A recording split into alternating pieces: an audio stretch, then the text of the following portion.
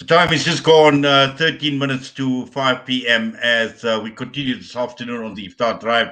And we continue with season two in paying tribute to Muslim broadcasters and journalists and people that have made an impact on media as far as the Muslim media is concerned. And also looking at people outside of Muslim media that have made quite an impact. And this afternoon, our treaty with the founder of Podcast and currently with TRT. We are joined by Riyaad Minty. Riyaad, assalamu alaikum wa rahmatullahi wa barakatuh. Wa alaikum salam wa rahmatullah.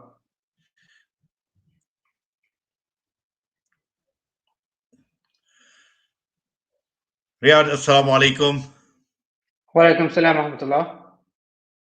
Yes, I can see you clearly. In fact, you're sounding very good as well, alhamdulillah. Now, obviously, we are playing tribute to Muslim broadcasters, people that have made an impact on the media. And looking at yourself, Riyaad, obviously, alhamdulillah, you've achieved quite a bit, being the founder, obviously, was AJ Plus.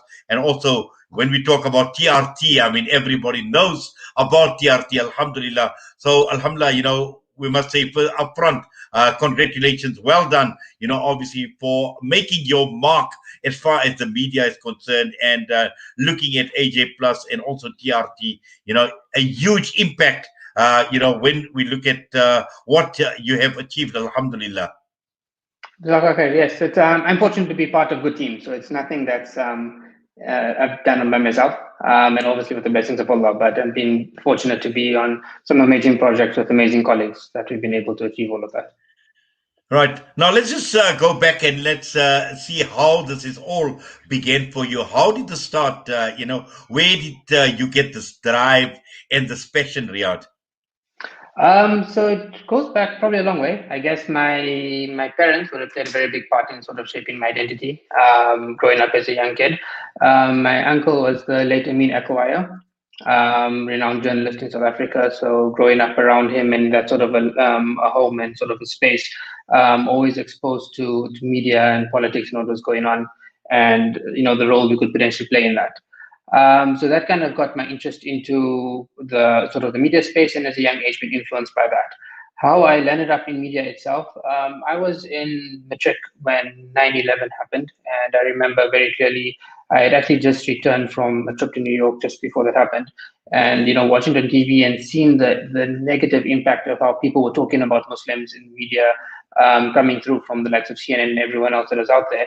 I felt very frustrated as a young person of, why were other people speaking on my behalf as a Muslim? Why are people telling my story? And why couldn't I have a say or sort of have an impact on, telling my story, preserving my identity and how that relates into the global politics? So that got me interested very much in sort of the media space, into understanding, my role and what I could potentially play in this. I started off, at Wits University. I started studying and dropped out after my first year. University I realized wasn't necessarily for me.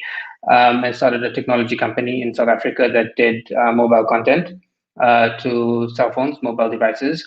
Off the back of that, we were always trying to get Al Jazeera as a client to get, content to mobile phones. This was when the war in Iraq was happening, because at the time, Al Jazeera was the only network that was showing the opposite side of the war. And people used to say CNN was showing where the missiles were taking off, but Al Jazeera would show where they were landing and show that real human impact of what was happening. So that was always interest. And through that network and reaching out to them over time, I eventually ended up working at Al Jazeera, where they asked me, instead of outsourcing to a company, why don't you come and work for us? And I joined the new media team as one of the youngest people that were there, together with another South African, Mohammed Anabai, who actually recruited me when I joined.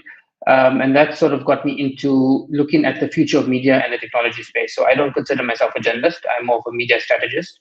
And that's how I ended up at Al Jazeera. I spent 10 years there, in Doha and but in San Francisco, before moving to Turkey and joining TRT to help build TRT World and sort of the whole international face of TRT.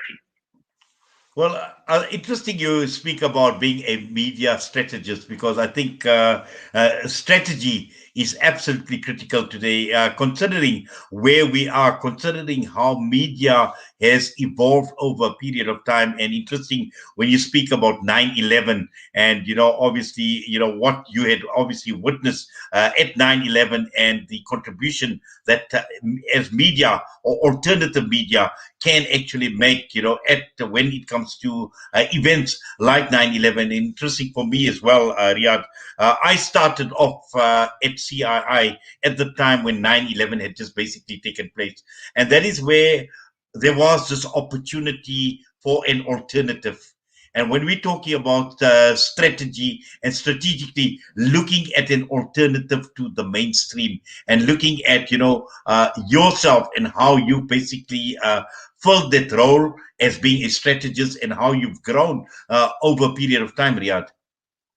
Yeah. So I mean, there's mainstream is an interesting debate, and I think currently people are debating what is mainstream. A lot of the time, people will say the mainstream media isn't covering this topic.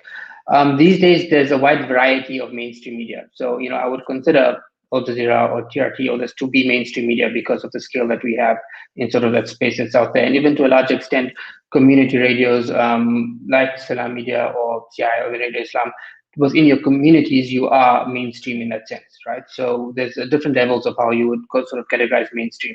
I mean, the way I look at it is anyone that has an audience that can broadcast to, X thousands of people would consider mainstream, because we are, in a way, gatekeepers of information. And we, that funnel that can get information to people, that needs to add, clarity, verification, context to what's happening in the world.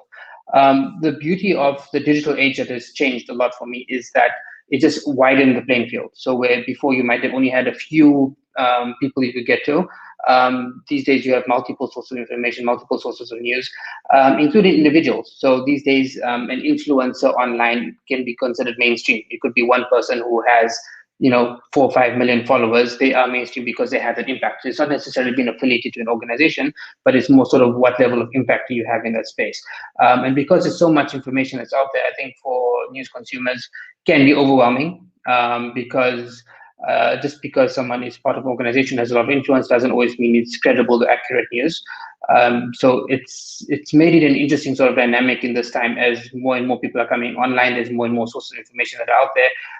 How do you get your news and information, and how do you get that accurate information?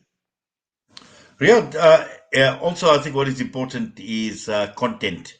And, when one looks at TRT, for instance, TRT World as well, and that is a striking feature of TRT World in terms of the content and what content you can actually produce. Because I think this, at the end of the day, would be appealing to the audience, to the reader, to the viewer. And this would apply to all forms of media as well. And just as far as from a strategic perspective, looking at content creation, how critical is this?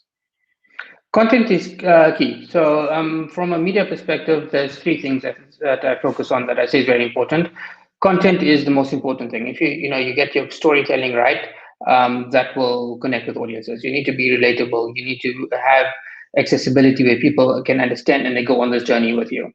The audience is equally as important. And I think one of the biggest mistakes media organizations make is they tend to produce content often for themselves or their colleagues, in PT journalism specifically.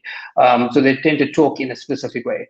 With AJ Plus, we changed that, where we came in and said, we need to be more relatable to our audience. We're not separate from our audience. We need to be listening. We need to be engaging more. So it's not as one-way linear broadcast. I mean, right now, people watching the stream may have comments, may be discussing with their friends what's happening.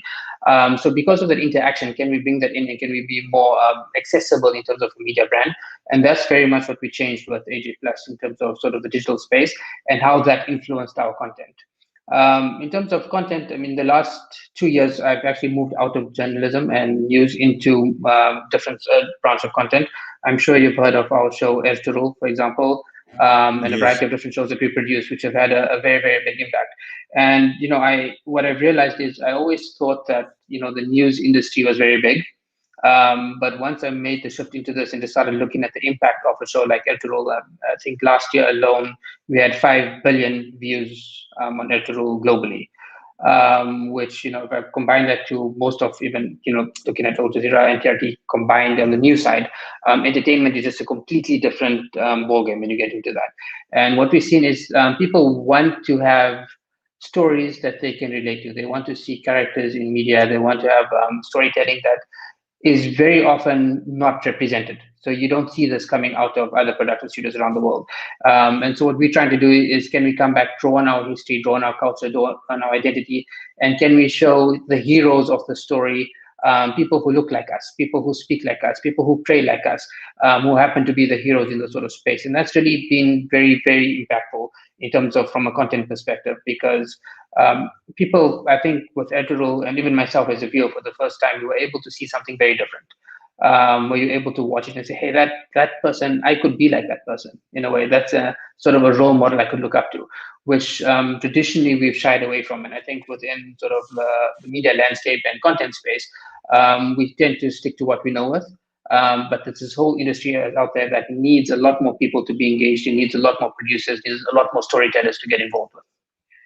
Well, certainly, and obviously there are huge opportunities in exploring those areas as well. And apart from just being entertainment value, infotainment, and I think this is absolutely important because, like you said, it's you can relate to. You've got a history. You can relate to a culture. You can relate to a person. Just looking at where we are as far as Muslim media is concerned, and we know that we have got a mainstream media that has been pretty hostile. It's been one-sided.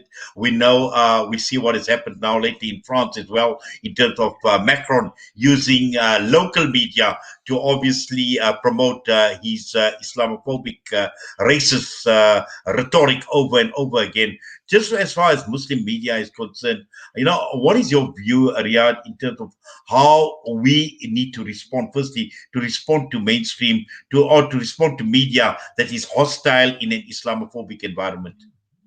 So there's two ways that I approach it. One is, I think, for me historically, we always approach media and approach this from a Muslim perspective that we're on the back foot, that we under attack, that people are coming after us, and we need to constantly combat and combat and combat and put out fires wherever they may be.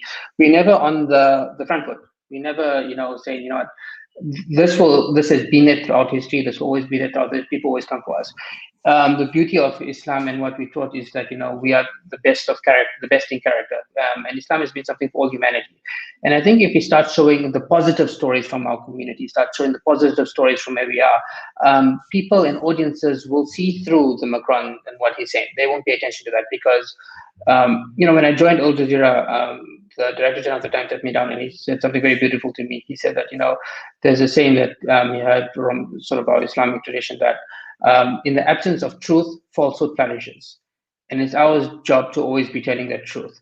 And this is something I found true and true as I've been going through my career, that, often that we see people saying these things that are out there and we think, oh, it's so terrible, it's so terrible. And when we step up to the plate and show something beautiful, something positive, something that reclaims a narrative from our side, from a positive perspective, that's not necessarily engaging and saying, what, this is terrible that's out there. We're just showing who we are.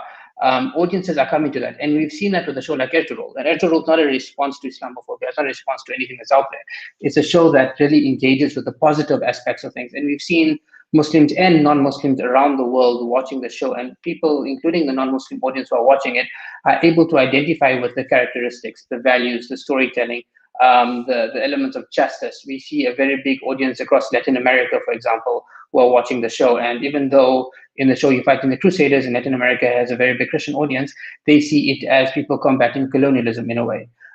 So in these positive stories, we're able to reclaim our narrative, be able to reclaim where we are, to get off that back foot and start owning our identity, start owning who we are. And I think for me, that's probably the most central thing. And I think for Muslim media specifically, to think out of our, just out of our buckets in terms of when we think of Muslim media, it's not just about Muslim. As I said, we are for all mankind. And I think the values and principles that we have, if we're able to really own that and embrace that, we will have a much bigger impact globally, inshallah. Yes, inshallah. Just finally, Riyadh, we know that of late we've seen many young Muslims obviously taking a keen interest in getting into journalism, into the broadcasting field as well. And there is a huge interest because obviously there are opportunities. What sort of advice would you give, people considering broadcasting journalism and want to obviously get into this field as a career? So two things. I would say one is when you're getting started off, don't be afraid to make mistakes and experiment and try new tools. These days anyone can be a storyteller. So experiment with new platforms that are out there.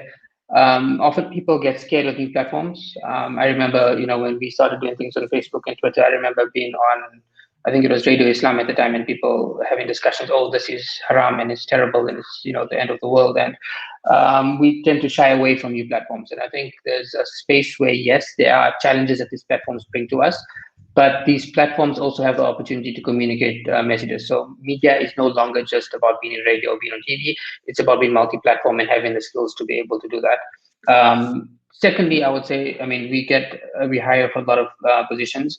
The biggest thing that I look at when I'm hiring is I look at people's portfolio and I look at the work and the output. Again, you don't need to have had work for a big media organization. You could have your own personal page where you're publishing stories direct to audiences. But when you recruiting, we need to be able to see your style and ability to write and be able to connect with issues. And that for me is very important. I think one of the big mistakes a lot of people make when they're applying, especially young people, is they don't build their portfolio or don't kind of put themselves out there so you can get a sense of sort of the skill set. So take those chances. Write. You can post on Medium, start a blog on WordPress. In many places, you can do that. You can produce video editing. There's many skills you can do and just sort of self-produce. It will get you a long way, and you will learn in that process of where things are going. And last thing I would say, just pay attention to the audience. You get data in real time of whether people are connecting with you or not. Continue. Sometimes if you try a story and it doesn't land and doesn't have an impact, you can still tell the same story. Just try it from a different perspective to see how you can relate to audience. Because often people look at data and think, oh, people aren't interested in the story, and they'll come up with a completely different story. Sometimes maybe just the style in which you're telling it doesn't connect. We just need to kind of try a different format or way to connect with people. Well, Riyadh, we must say shukran to you. Jazakallah khairan so much for your time in paying tribute to you, and obviously a lot of food for thought and, coming through with your experience and, what you have obviously learned over a period of time in terms of sharing with us here on Salam Media. We do appreciate it. And I must say a lot of value has been added through this interview. Alhamdulillah. All the best to you. Perfect. Thank you so much. Have a good iftar, inshallah. Inshallah, you too. Riyaad Minty joining us this afternoon in season 2, paying tribute to Muslim media and also looking at broadcasters and journalists that have made an impact in the world of media.